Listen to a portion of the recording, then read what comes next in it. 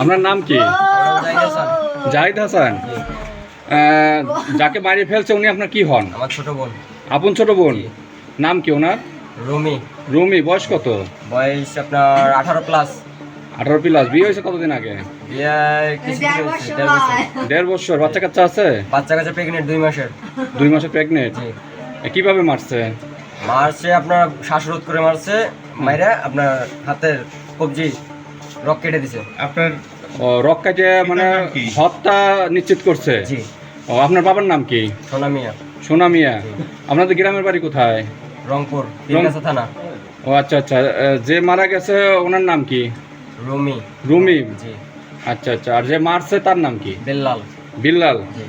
কোথায় থাকে? কোথায় থাকে? এই জায়গায় থাকতো, এখন পলাতক আছে। না, ওর গ্রামের বাড়ি কোথায়? আমাদের ওই জায়গায় রংপুর পীরগাছা থানায়। এখানে হয়েছে না গ্রামে? গ্রামে বিয়ে হয়েছে। কি করতো এই যে রুমি? এই জায়গায় রুমি চুল ফ্যাক্টরিতে কাজ করতো। আর যে বিলাল যে হত্যা করছে সে কি করতো? ও ক্যাপের কাজ করতো। একই ফ্যাক্টরিতে? না, আলাদা ফ্যাক্টরিতে। আলাদা ফ্যাক্টরিতে। আচ্ছা। কি নিয়ে ঘটনা কি নিয়ে? ঘটনা কি নিয়ে সেটা সঠিক বলতে পারলাম না। ওনাদের ভিতরে কোনো গ্যাঞ্জাম আমি দেখি নাই।